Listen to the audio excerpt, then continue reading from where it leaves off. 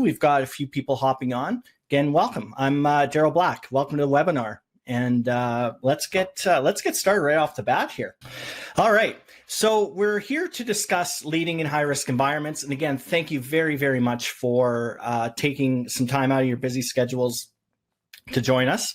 And we will be covering the definition of leadership, how and why people decide to follow you, 5 toxic leadership behaviors, this concept around a leader as a facilitator, leadership presence or command climate, if anyone's familiar with that from a military perspective.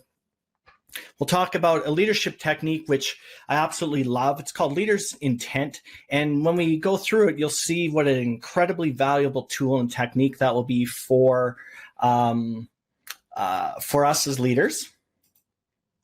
And then we'll talk about 5 communications responsibilities. And so those last 2, Leader's Intent and the 5 communication responsibilities, you can actually literally start using today. So yeah, we've got a couple of folks, Delane, Jim, thank you very much. If everyone wants to kind of chime in on the chat there, just so we can see how the connectivity is working.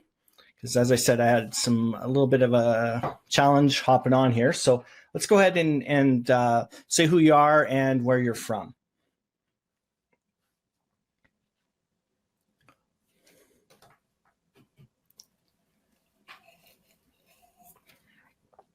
So Slave Lake, congratulations on your safe bunch of evacuations last night. And I was figuring, hey, Ray, how are you doing, buddy? So yeah, good job on the evacuations, the 2 a.m. call and whatnot. But now I guess it's somebody else's problem, Big Lakes and John McDermott. So I talked to him very briefly via text and things are going pretty well there. So, all right, Darren, New Zealand, perfect. You know what? We've got some courses down in New Zealand this summer. Well, our summer, your winter, but unfortunately I'm booked up solid. So I have some colleagues going down. So if you hear about fireline leadership or incident leadership, apparently it went out to your FENS training officers or something like that. So if you have a chance, hop onto those.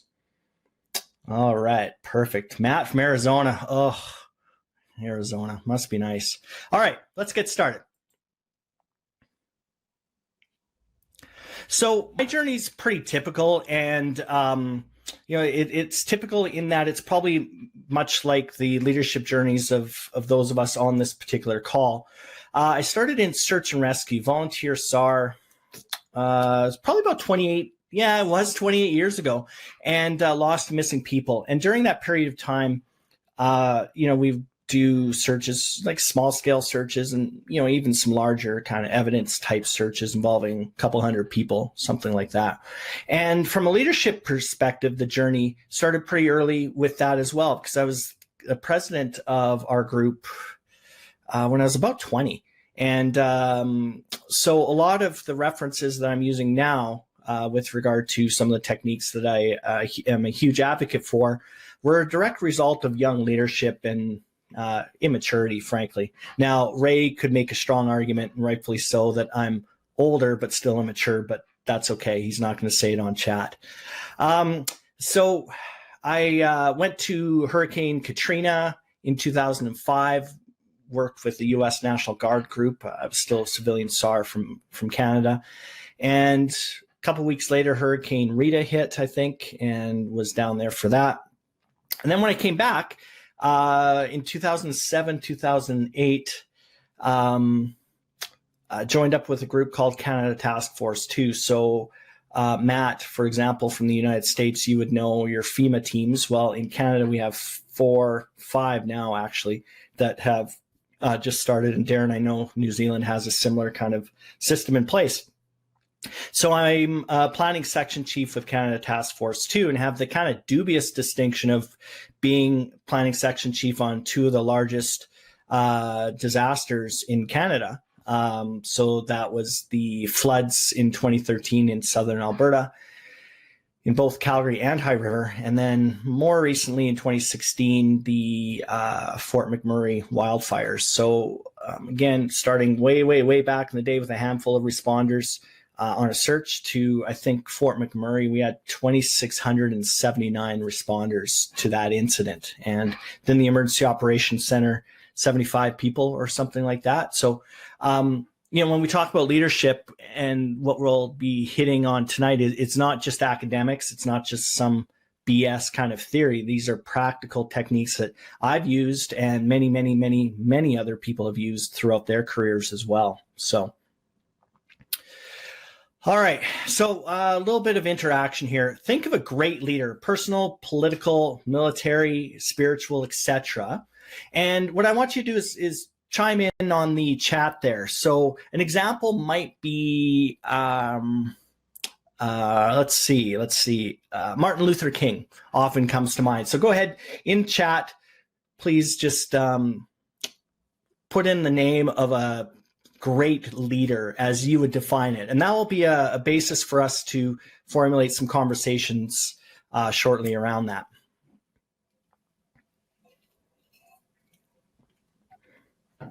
And Jim, you don't have to say Daryl, by the way. You don't have to, but you could. Just kidding. All right, so let's see what we have. Give it some thought.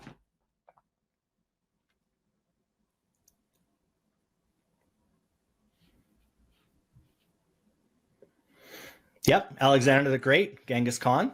Yep, those two definitely come to mind. Those are good, Jim.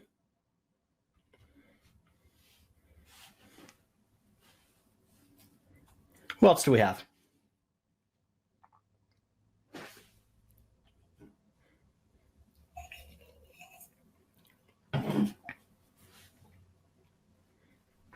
You guys can do it. Yes. Yep. Ex-police chief, Saskatoon, Clive. Yes. Eisenhower, very good example. General Mattis, Matthew. Okay. All right. Good. So, we've got a decent cross section here, just with those that have added in on the chat. And for those of you that didn't, I know who you are, but that's okay. So let's take a look at, we're going to be referring to that list here as we go along. So next step. Why would anyone want to follow you? And contrary to popular belief, it's actually a decision that people make, and it's not a conscious decision. And that's what's really interesting about it. I don't sit, if I'm working with an individual and they're in charge, they're my superior, I don't think to myself, you know what, I wonder if I'm going to follow them or not. That's not actually what happens in the real world, particularly in high risk environments. So the question remains, why should anyone follow you? And there are really some broad reasons or categories around that. 3 of which I've put onto this slide. There's 5 or 6 actually, but these are the 3 that really resonate with high risk environments like police, fire, EMS, that sort of thing. The first one is position power. And that is literally, they have the stripes on their uniforms. They have the white helmet. They hold a position more senior in terms of level within the organization. So as a result, we being good soldiers, good EMS workers, and so on and so forth, really, we follow them because of that.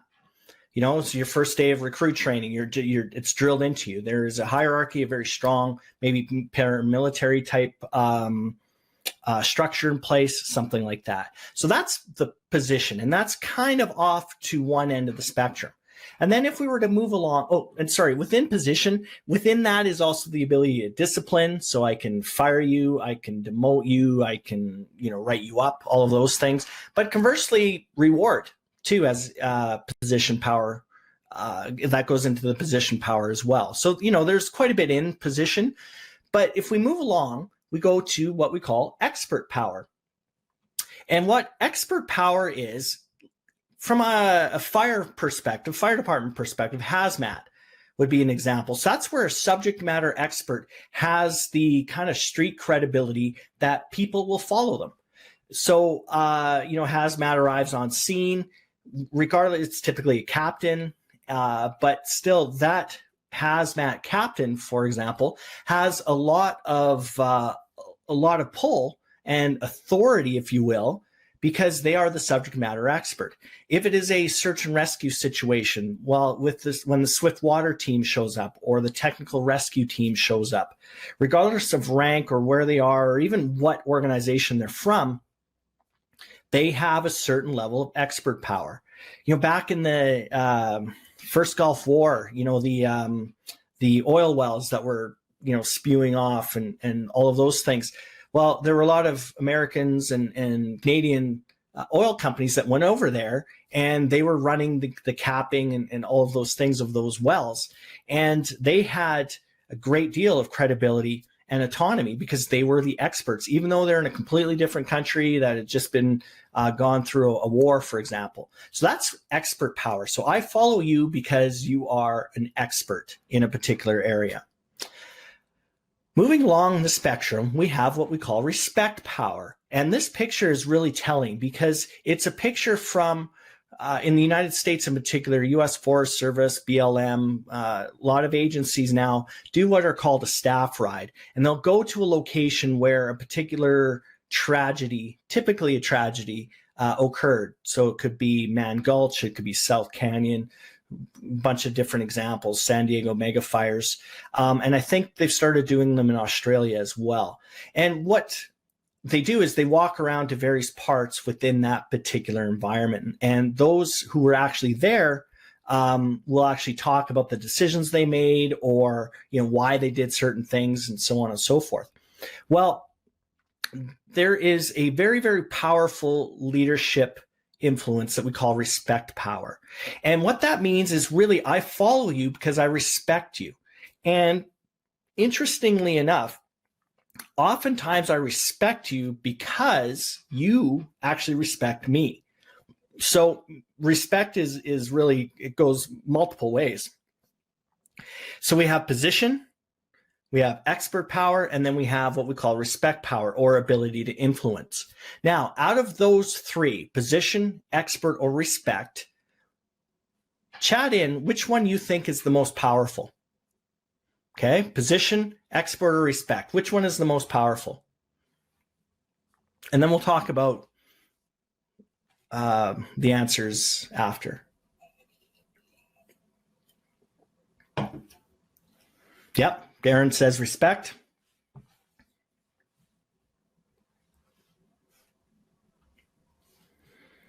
Yep, Jim, respect. So we have two respects. We're seeing a trend here, which is a good thing. Yep, Ray, respect. All right. Yeah, Matthew, expert. Absolutely. Absolutely. And you are 100% correct. And the reason it is so powerful is because respect is actually something we feel. It's what we call below the waterline. It is a subconscious, Ray, yeah, and position, absolutely. But we'll talk about respect, and we'll talk about why position is not necessarily the strongest shortly. So respect is so powerful because it's within us. It's a feeling. It's maybe an alignment of values. So my leader, their values align with mine. I have a great deal of respect for their integrity. I have respect for their ability to get the job done. I have a great deal of respect for how they treat me, and therefore I'm going to reciprocate that. So that's why respect's so powerful. And I know in my own leadership journey, there are leaders that I respect, and I would do absolutely, I'd go above and beyond for them. I would fix problems that they didn't even know existed because I had a huge amount of respect for them. And that respect isn't cognitive, like it's not just in the brain, but it's actually values. It's within our visceral kind of being, if you will. So it's very, very powerful. Now, position power is absolutely a strong influencer. I can't go into a fire hall, guns blazing, and tell the captain that, hey, Cap, I'm not going to do this, or hey, LT, this is not my style, or whatever whatever the case is. I get it. But what's interesting is that somebody that continually leverages just position power will have followers or a team that does what they're doing only because of the position held. All right. They may and likely long term won't go above and beyond. They're definitely going to do enough so they don't get in trouble. There's that discipline. And they may go a little bit above and beyond to get reward from the position power. But ultimately, in a high risk environment like ours, this visceral kind of followership is really what we're trying to strive for. Because when the chips are down and, you know, we've got 14 smoke jumpers in South Canyon, 1994, 14, not just smoke jumpers, but all sorts of hot shots and so on and so forth. At the end of the day, it's what you're feeling inside is what drives your decisions and who you decide to follow and who you don't. So in the leadership context, we're really trying to strive towards that respect power. Now, if we go back through the list and, you know, Eisenhower was one that was mentioned. So Ray, you mentioned Eisenhower. Chances are we hold, and it's a very common answer. So Eisenhower is probably somebody that we had a huge amount of respect for. They were a general in the, you know, one of the great wars and so on and so forth. Probably the list goes on and on why we listed Eisenhower.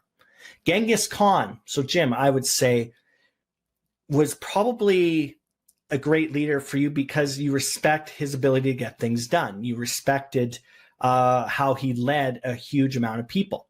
Now, how he did it depends on what movie you watch. Alexander the Great, very much the same, for example. And so we have lists in our minds of strong leaders, and it is likely those that had a strong dose of respect power, not just position power. Okay. So in a high risk environment like ours, everything we do, we want to be contributing towards the respect power or the respect influence. It's really, really important because we're either gaining respect of the folks we work with or we're taking it away. Here's the double-edged sword as well with respect. It's the strongest one to get, like to have. It's the hardest to get, but it's also the easiest to lose, right? It's the most powerful, but it's the hardest to get, easiest to lose. So you wonder why leadership is such an art. It's such a balance in this day and age, which is really interesting because in a high risk environment like ours, leadership is everything. Leadership is everything, and we'll talk a bit more about that. So thank you for the contributions on the chat. So 5 toxic behaviors that have been exhibited over organizations, not just in high-risk environments like first response and emergency management and so on and so forth, but think about even within a civilian organization. So we have a culture of fear is a toxic behavior. That is where we have somebody that probably from a position perspective is really leveraging fear. They're fear-mongering, they're constantly maybe yelling, and you need to do this or else, probably a lot of or else. And the challenge with that is that it gets stuff done. That's the problem, right? We've all worked for people that use fear as a motivator.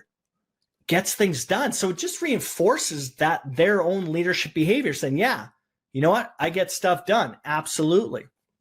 That's a problem because it comes at the expense of the people on your team. What it does is it creates stress amongst your team. And biologically, neurologically, under stress, our higher cognitive brain function starts to shut down. We start to produce all sorts of chemicals and hormones to deal with this stress. And those stress hormones are actually exactly contrary to what is needed to bring somebody together. So if you're under a lot of stress and you're putting your team under a lot of stress, they're making decisions not because it's the right thing to do, but they don't want to get in shit, right? They don't want to get disciplined. They're stressed out. And then they're going to start turning on each other because it becomes about the individual, not about the team. So in a high-risk environment, we want people that operate. We want people that lean in. We don't want people that are risk-averse. Now, I'm not saying that we need people to be maverick and cavalier and you know, all just freelancing. That's not it at all. But we need individuals that in the right environment are able to take action, take their own initiative, and solve problems that they see at their level and not just what the leader sees. So culture of fear, it's a terrible, horribly toxic environment. Then we have my way or the highway, and it's kind of like the culture of fear, but it's basically intimidation. It's using intimidation to railroad somebody to get something done. And there again, kind of like culture of fear, it really invokes feelings of stress and anger and frustration, and it definitely does not empower anybody. Then we have what we call micromanagement. So that's the picture of the individual with the magnifying glass. It's an epidemic. I'm telling you, micromanagement is an epidemic. So what is happening there is when your leader, when your manager micromanages, or if you micromanage, you are essentially telling the people on your team that you don't trust them. And if we go back to the position, expert, or respect, you're also telling them that you don't respect them. That's a problem. That's a problem. Again, in our environment, high-risk environment, we can't have people just sitting on their hands waiting for instructions all the time. But if you continue to micromanage your team, micromanage your people, they will do the bare minimum. And frankly, they're going to be so frustrated that they're not going to respect you and they're not going to want to do a lot of good work for you. So micromanagement is another toxic behavior, and we could talk, oh man, all night on that one. Now, the old school picture represents labels, biases, whether it be around gender, whether it be around culture, age. Guess what, folks? Age doesn't matter. I am a huge advocate of blowing away this millennial term, blowing away Gen X, blowing away Gen Y, Gen this, that, and the other thing. Do away with that. Because as leaders, we need to connect with the individuals. But if we're labeling everybody because they were born in a certain, decade, we're treating them all the same, that's a big problem. Now, there are absolutely generalized, there are similarities, right, with millennials and all of those things. But the way I like to think about it is I have an older brother. He's 3 years older. We're probably Gen X, Gen Y. I don't remember which one it is, but we were raised in the same house, same parents, and I know that because we kind of look the same. Same socioeconomic conditions. It's not like my parents won the lottery, after my brother was born and I had a Lamborghini at 16.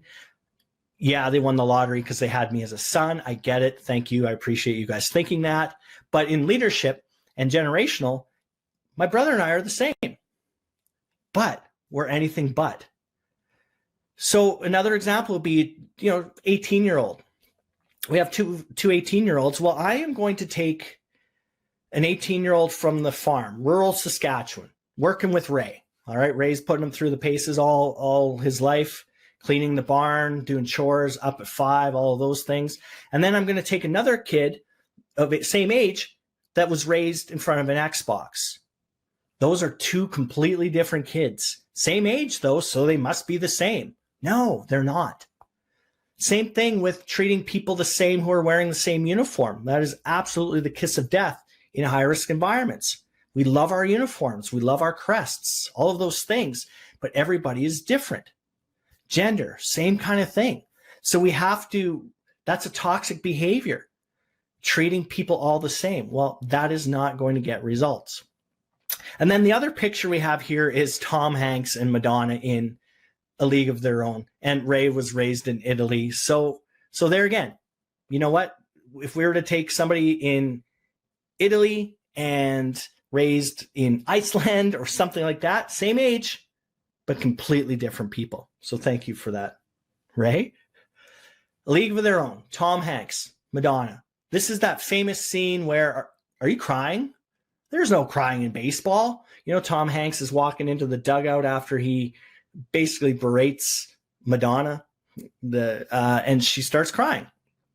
Well, the reason that's a toxic behavior is that it's quite insensitive and not very empathetic. It doesn't really recognize somebody else's feelings, or at least doesn't put the leader into somebody else's shoes. Just so we're clear, I am not advocating an environment where everybody is crying. I'm not advocating an environment where everyone is like showing their emotions, both positive and negative all the time. I'm not saying that at all. But people need to know that they matter. They need to know that they matter. And that is not just a gender issue with or age or anything like that. People in general want to feel valued. They want to feel respected. So as a leader, if we're not empathetic, if we're insensitive, then that is going to cause some problems. So those are 5 toxic behaviors that we see in workplaces, in regular corporate, but also now in a high-risk environment. If you were to take those, like micromanagement, that is going to cause nothing but problems on the fire ground or in the incident command post or emergency operations center, anything like that. All right. So we want to avoid those. We want to kill those behaviors in ourselves and try to discourage them in others when we see it in others. So the kind of the old and the current model, we've got Darth Vader there. That represents the top of the pyramid.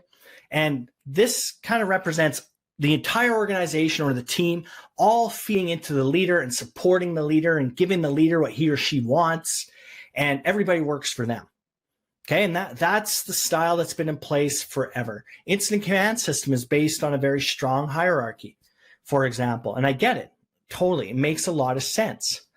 But unfortunately, oftentimes those at the head of the pyramid exhibit those toxic behaviors, and everyone else around them, below them, has no choice but to tolerate it. They'll do the bare minimum, right? That's what they'll do. But no more. And not to mention the workload in this particular model where, the leader at the top of the pyramid, they're overworked. And you wonder why they're stressed out, and their stress now just flows downhill, for example. In a high-risk environment like ours, we don't want everything funneling into the leader. Okay, there's very strong needs for the leader to be the final decision maker. Yes, definitely. But all of the minutia of details or the decisions that have to get made, those are actually best made at the tactical level. So if you're in the incident command post, I don't want everybody coming back to me with a radio call or face-to-face to, hey boss, what about this? Hey boss, we brought you this piece of information, so on and so forth. That's not what we want. That's an old school mentality. That's an old model of working. So the way we need to start moving to, and I think we're starting to move that way, is the leader supports the team, not the other way around. The team doesn't support the leader supports the team. And they support by 2 amazingly simple questions. It's probably worth writing these down. What are you working on? How can I help? What are you working on? How can I help? Those are 2 great questions because it is very clear that you're supporting the team. And your job as a leader is to support them. And one of the ways you support them is give them the resources they need. Give them the training, give them the tools, remove barriers for them. That's what leadership is. It's not about you will work for me. It's, hey, how can I support you guys? What do you need? Oh, you know what? For sure. I'll help you with that. You're having trouble with that other department, or you need some equipment from another truck or something like that. Yeah, you know what? I could probably make that happen. So what are you working on? What do you need? Really, really important. So let's flip that around. And even psychologically, cognitively, and subconsciously as a leader, if you flip that and you start using those words that I am here to support the team, not vice versa, you'll see your team really, really open up. And they'll be much more empowered. They're going to respect you more. And they're actually going to do even better work. And they're going to be happier about it. And in a high-risk environment, they're going to be safer. And they're going to be making decisions because they're going to be supported. They're not going to be pushed down and driven into the ground. Try it, and trust me on this. How can I support the leaders to support the team? What are you working on? How can I help? So that kind of leads us into the concept of leader as a facilitator. So the bombastic take charge leader of old, that model's got to go away. It's got to go away. Even in the fire service, 100 years of tradition, not impeded by progress. And I'm not even saying that maliciously. That bombastic, hard charging, it's all about leaders centric mentality is still very much there, and it works, and it's needed in some areas. If there's a safety issue, we can't have this long diatribe. If there are brand new people, you don't want them making decisions because they're just not equipped for that. So yes, the leader has to step in and be very, very specific and directive. But in general, we want a leader that's a facilitator. We want a leader that's kind of a part of counselor, right? Like, hey man, somebody's having some trouble. Let's have a quick chat. Let's figure this out. The leader needs to be the conductor of an orchestra. And that conductor standing on there's probably some technical term for what they stand on, waving the stick, which is probably some sort of technical term for that too. That conductor probably can play multiple instruments within the orchestra, but his or her job is not to do that. It's actually to listen to the entire orchestra and make adjustments on the fly. But if they're in there playing the violin, nobody else has direction, and there's nobody else that's able to make any adjustments. It's really, really important. The leader also has to be a coach. And that coach has to coach and mentor people, right? Develop them. One of the most important things a leader can do is develop other leaders. But unfortunately, if you think that everyone supports you, that's not going to happen. You will not be supporting other leaders because knowledge is power. You're at the top of the pyramid, right? You're in charge. Everyone works for you, and too bad, so sad if they don't like it, right? But if we flip that around and we support the team, one of the ways we do that is by coaching and mentorship. And here's another little pro tip. People don't want feedback. They want coaching. They want the ability to how do I get better? How do I make this better? And the reason that they're asking that is because they want to matter, right? So you need to be a coach. So far, you need to be a bit of a counselor. You need to be an orchestra conductor. You need to be a coach. Will Ferrell, you got to be a cheerleader too. Some people are raw, raw, raw. You know what? Good work. High fives all around. That's what motivates them. Cool. I'm good with that. It's not necessarily my style, but here's the thing. There are some people on teams I support that are those types of people that are motivated by that. So I sure as hell better know that, right?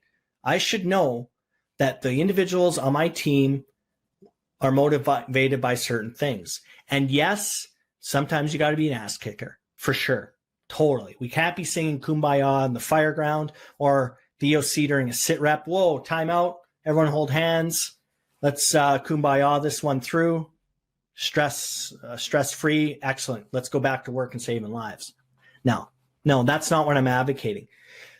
The facilitator is bouncing around to each of the people, each of the sections. So if you're an incident commander and you have an ops section chief, planning section chief, logistics chief, and finance and admin chief, I'm not sure what finance and admin still do, but they're in the org chart. So you got to pay attention to them. But if you're an incident commander, your job is to make sure that the ops section chief has what they want and that you're supporting them. Same thing with planning, same thing with logistics, same thing with finance and admin.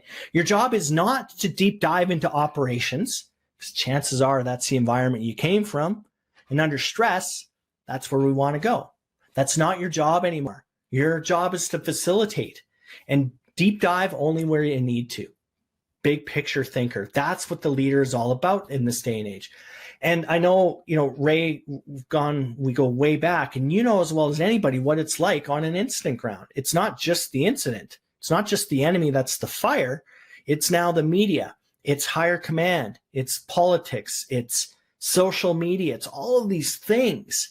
But if you're deep diving and trying to figure out what hose diameter the guys are using for an interior attack, it's a bad use of your skills, and B, you are so far in the weeds, you've lost perspective of the bigger picture. Okay? Leader is a facilitator, very, very important. But that flies in the face of what we've been raised in our organizations to think of as a leader. A leader is a hard charger. No, they're not. Think about an emergency operations center. If an EOC director is deep diving into everybody's job, nobody's looking at that big picture. Nobody's looking at that horizon beyond the headlights, for example. So I can't stress that enough. The leader is a facilitator and has to be. So leadership presence. It is essentially an environment. The environment that is created when, say, a leader walks in the room. Or it's the culture that's created when the leader leaves the room.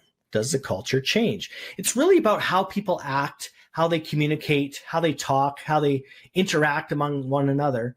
That's really what goes into leadership presence, or command climate, we also call it. A good friend of mine, super, super good guy, small business owner, entrepreneur, super successful, but even by his own admission, a terrible leader. And here's one of the reasons why. He can't understand why bad news comes to him when it's too late. Okay? People will come to him with bad news at the 11th hour. He gets livid with them. Therein lies a bit of a problem. They come with bad news. He reacts poorly. What do you think they're going to do next time there's bad news? They're going to try to ignore it as long as possible, or send in a junior person, give the boss the bad news, and then go in and throw the young gun under the bus. Hey, boss, I don't know what that person was even thinking. I'll talk to them. So we have to be very aware that what we say matters, how we say it matters in terms of leadership. So we have Darth Vader. I think it's pretty self-explanatory, his leadership presence, culture of fear. You're going to get a invisible throat choke if you upset him. And that creates a lot of stress on his Star Destroyer, for example. Yes, I get this is not real. He is not real because he died in one of the movies. I get it. We have Captain Kirk, right? Swashbuckler. Lead from the front kind of guy, action oriented. Was deeply loyal to people on his crew, except for the Red away team folks. When they went down onto a planet, they were going to die, but that's okay. That was just Hollywood, folks. So that's his leadership presence on the bridge, right? Like even that picture, if you look at him, he's like smug, confident. Someone could even say arrogant, right? But passionate. So that's an example. We have Winston Churchill. So his leadership presence, at least from what we can gather during the war, was fantastic orator, somebody, a great motivator, a great communicator, somebody that represented, the all that was good from the Allies, for example. Gandhi, right? Again, these are just examples. Surrounded himself with meek and mild people, peace, and all of those types of things. So every one of us as a leader has a leadership presence, and it's up to us to be conscious of what that is, because emotion is contagious. It's actually a term called emotion contagion. If I'm stressed out and pissed off, that is going to permeate or emanate from me, and guess what? Everybody in that room is going to get it. I remember in High River 2013, one of the rules we made in the planning room was I asked people, look, when I come into the room, if I'm really stressed out or upset about something because I've just been in a meeting or whatever, something's happened, I said, please, please, please do your best not to pick up on that, because that is not your stress. That's my stress. And here's the other thing. Can you please let me know? Okay, because I'm giving them permission. And there were a couple of times I walked in after trying to, pull my hair out, quit laughing, and I didn't want anyone to pick up on that, and they didn't, because we had talked about it. So they looked at me, they're like, "Oh man, Daryl's stressed out." Yeah, sometimes I really was, but we had talked about it, so they didn't pick up on that, and in fact, they helped me. So it's being very conscious of the leadership presence and the command climate you have. Be very deliberate about it, because people are going to pick up on your emotions, whether you like it or not, they're going to. So choose to be positive and create a positive leadership climate where people respect you, they respect each other, they can communicate well. Okay, so leadership presence, everyone has it, but choose to make it a positive one. So we'll get into the couple of the techniques here. One is leadership styles. Kind of going along with leadership presence. What you'll notice in this graph here is we have really three styles. We have directing, we have participating, and delegating. So a directing leadership style is just that. I'm being very direct. You're getting the 5-finger point, the five-finger hand look, very military kind of thing. That's where I'm telling you what to do, how to do it, when to do it. I'm basically hovering on that. Participating style is now where we have a group, and I choose to engage the group in maybe what will be occurring. Okay, so maybe we're going to talk about some different options to solve a particular problem, something like that. And so I'm going to be asking for an opinion on people or from people, or I'm going to be asking them to participate in the action that we're going to be taking, something like that. Then on the other end of the spectrum, we have delegating, and that's pretty much where I just give what we call leader's intent, and we'll talk about that next. I give kind of that end state, and I tell somebody to go do that. Okay, so we have directing, we have participating, and we have delegating. Generally, and again, there's a few others, but broadly speaking, these three exist, are the main ones. What you'll also notice is if we have a group of new recruits, okay, brand new, they're just off of out of the training academy. What is this graph telling us? What leadership style is probably most pertinent to somebody straight out of a training academy? So go ahead and chime in on chat. Would you use a directing style with these folks? Would you use participating or delegating generally? Okay, there's going to be a little bit of differences, but generally, which one would you pick?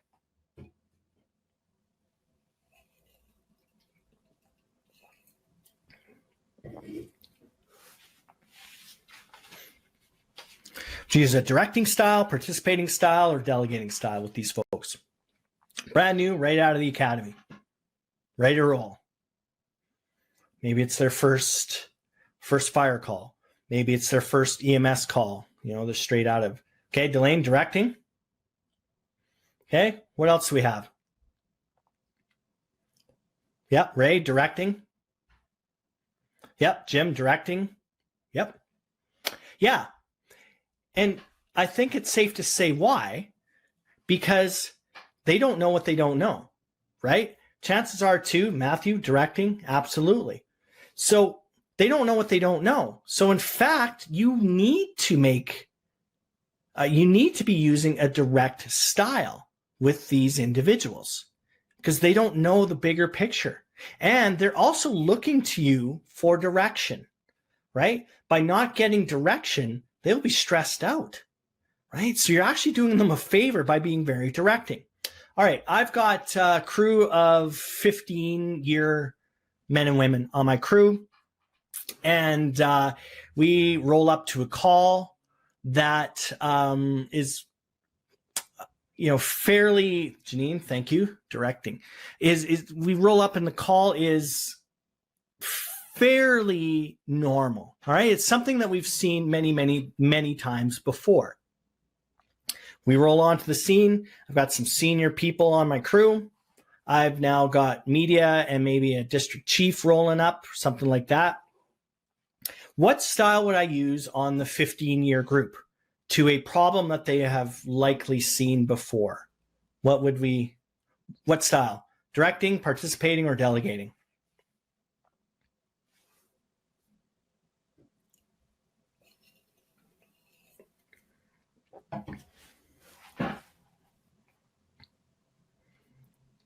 What do you guys think? Lots of experience on the team. right? Lots of leadership, lots of technical expertise, delegating. Yeah, you got it. Absolutely. Yep. Yeah, delegating would be a really good good style here. Now, the other thing with delegating is maybe there's a problem that you don't have time to fix. And you have senior people on your group. Delegating works really, really well.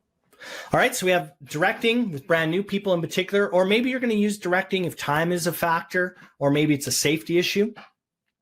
You'd use delegating for a very experienced group, for example, or there's a problem that needs to be solved that you don't have time to solve. You ask them to solve it. Participating is a really good one too, in general, for both ends, experienced and not experienced, because you can use participating for a couple of things. One of which you can get some input from them, because we don't want groupthink as well. So it's really good to have different ideas bouncing back and forth. It's also a great way to develop future leaders. You bring them in. What do you think? And then you start, they start figuring out the bigger picture, how to think, what factors to look into. And also too, you're able to kind of evaluate where they're coming from. So you learn even more about them. But generally speaking, the directing style is for your fairly junior people, and it goes to participating and then delegating for more senior people. So why am I talking about this? Well, if we have a group of very experienced operators and I am constantly directing them all the time, I'm telling them how, I'm telling them when, I'm telling them what, eventually they're going to get a little tired of that. And because what I'm telling them, if I'm being very direct, is that I don't respect them, I don't trust them. And they're experienced people. They've got this, right? Now, conversely, I don't want to use delegating, for example, on brand new folks, because we're actually setting them up for failure, because they probably don't have the breadth of experience and knowledge and training to tackle some of the problems, unless you delegate something pretty minor to them. But in general, we really want to be direct with brand new people who don't have a lot of experience. If the group has quite a bit of experience, we can start doing participating, and we want to develop our future leaders. And then if we want kind of a hands-off approach, we want to delegate. That's the kind of style that we'll use there. All right. So this graph here alone is tremendously valuable to make sure that we use the right leadership style for the right audience. Now, this next technique is what we call leader's intent. And I can't speak highly enough about how fantastic leader's intent is. It involves a task, which is kind of the what. It involves the purpose, which is the why we do something. And it is also an end state. So what right looks like. Let's break this down. Eisenhower, funny, Ray mentioned that a little bit earlier. Here's a picture of Eisenhower. He is speaking to an airborne unit prior to D-Day. D-Day occurs, everyone knows about the beach landings that happened. Well, we don't always know about the paratroop part unless we've seen Band of Brothers and so on and so forth. Well, their job was actually to jump behind enemy lines, behind the beach, and do a bunch of things. All right. One of the main things that they were supposed to do was seize bridges. And the bridges were important for a couple of reasons. One of which, they were natural choke points for the Germans who were going to be reinforcing the beach. Also, those same bridges were the bridges our guys needed once they got onto the beach to head inland. Okay. So the bridges were super important. So how does this pertain to leader's intent? Well, if anybody knows how that situation went from a paratrooper drop perspective, it didn't go very well at all. Estimates are between 75 and 85% of the paratroopers dropped in the wrong spot. Jump masters are like, dudes, you got to get the hell out of this thing. It's a bullet magnet. Go, go, go. Or jump masters, yeah, looks good. Yeah, it's a field. Looks like the same field we're supposed to drop on. Go, go, go, go. They didn't have GPSs back then, of course. So the soldiers were spread across the countryside. And yet their strategic objectives were met. The Germans weren't able to keep hitting the beach. they weren't able to blow up bridges. And the question needs to be asked, why was that? If the paratroop drop was such a mess, why did it still succeed? Well, it succeeded because it had leaders' intent, very strong leaders' intent. So the what would be, I go to a platoon and I say to that 12-person platoon or whatever the number is, hey, Alpha, you guys are going to bridge at coordinate 1, 2, 3, 4, 5, 6. You seize that bridge. Okay, that's the what. And then the why. The Germans are going to be using those to reinforce the beach, and we want to make sure that that bridge stays intact so that our forces can use those same bridges to head inland. Okay, that's the why. So the end state is as many bridges intact as possible. That's what right looks like. All right, perfect. You go to the Bravo platoon. Here's the task. Seize this bridge at grid coordinate 2, 3, 4, 5, 6, 7. Here's why. You know what? We don't want the Germans to blow these crazy things up because we need these bridges. And the Germans are going to be using those bridges to, pound the shit out of our guys. All right. The end state is we want that bridge and as many bridges intact as possible. Just take that conversation and spread it across thousands of paratroopers.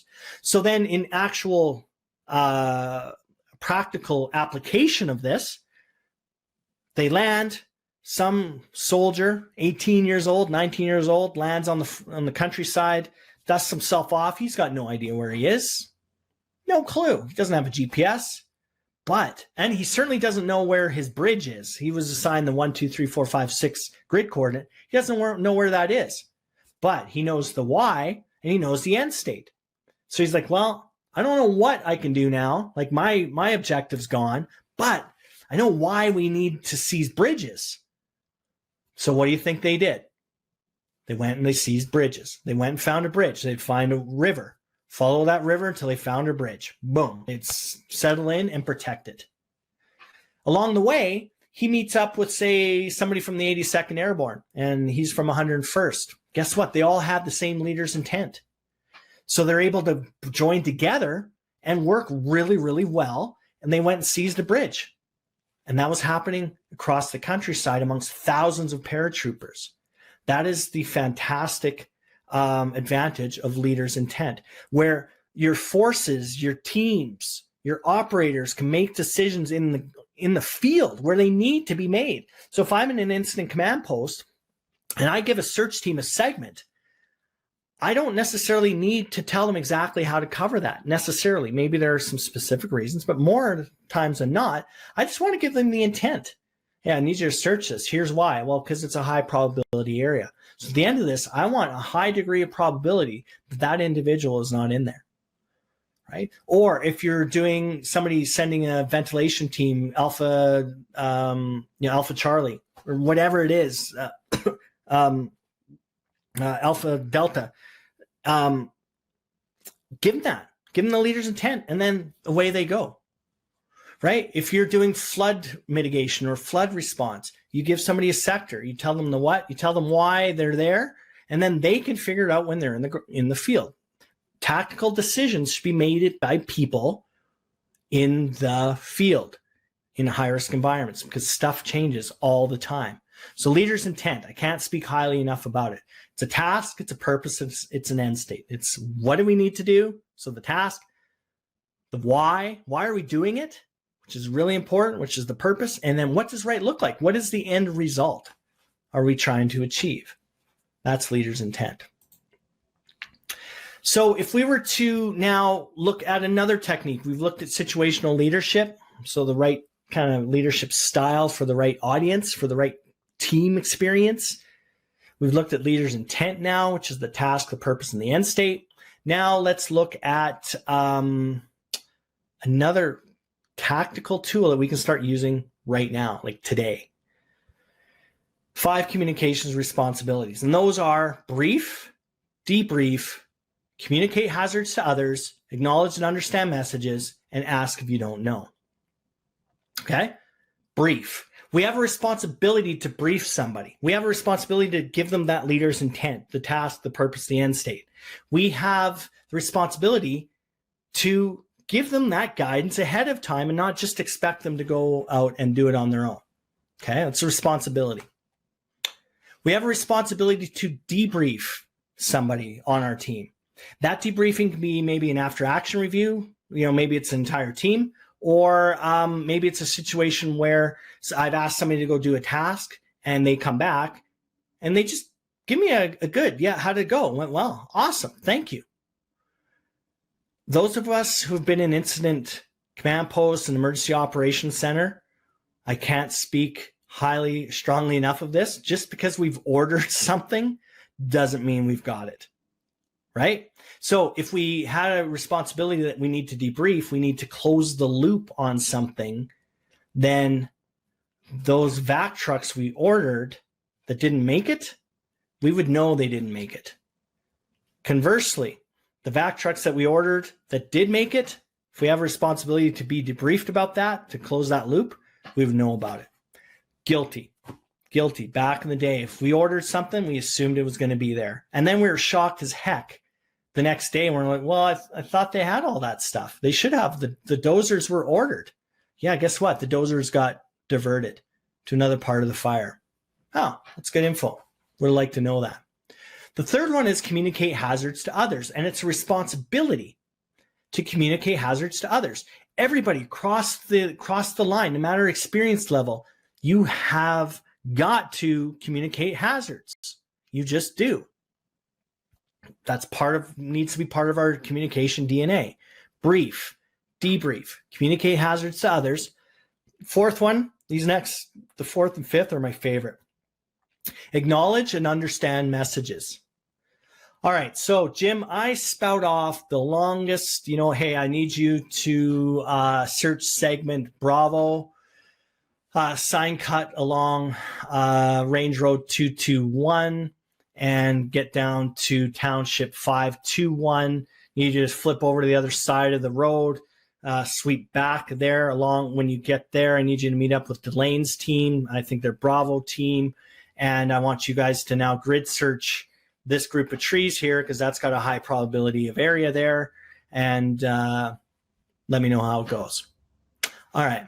So Jim if I give that direction over the radio, for example, Jim's reaction or response will typically be 10-4, roger that, I've got it, something like that. Well, all that is just telling me that he's just heard my voice over the radio. But if he was to understand it, which is a responsibility, he would brief it back. He would restate it. He'd like, break, Daryl, just so we're clear, you want me to do this, this, and this? That'd be an opportunity for me to say, yep, roger that, that's correct, so on and so forth. I use this a lot. I really like this because it's called stream of consciousness. I will talk as I think. So I start my sentence here. By the time I get to here, it looks nowhere near the way I started. So I actually recognize that, particularly when I'm under stress. So I'll ask people to brief it back or restate it. Okay, and I find that so valuable. Just restate. Okay, hey, can you just brief that back to me? Thanks. All right. The fifth one is ask if you don't know. I think I can speak for everybody on this webinar. We've all had questions during briefings, but didn't ask, right? And the reasons I've heard over the years, didn't want to be that guy, right? I thought it'd be a stupid question. You name it, right? I didn't think it was pertinent. All of those reasons. Well, if it's a responsibility, then you actually have to ask. If you have a question, you have to ask it. And I would submit to you again, if you're using the right situational leadership, if you're using the leader's intent, the task, the purpose, the end state, and if you're making communication responsibilities part of your leadership DNA, your leadership, your efficacy, I'll use that word instead of effectiveness because it's a cooler sounding word. Your leadership will go through the friggin' roof. I promise you that. I promise you that. And I'm saying that not because it's academic. I'm promising you that because I've used it. People in high-risk environments throughout the world have used it. We teach it all the time, and it actually works, these concepts, okay?